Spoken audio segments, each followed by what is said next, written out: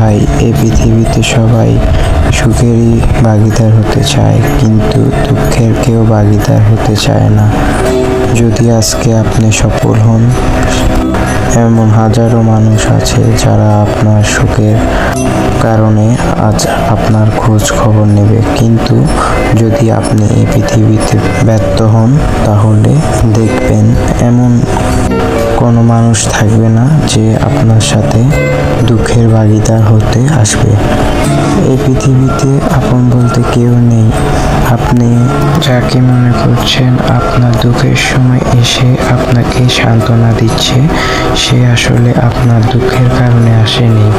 সে আপনার কথা শুনে সে মনে মনে আনন্দ পাচ্ছে, কিন্তু আপনি বুঝতে পারছেন না তার মনের আড়ালে অনুভূতিটা।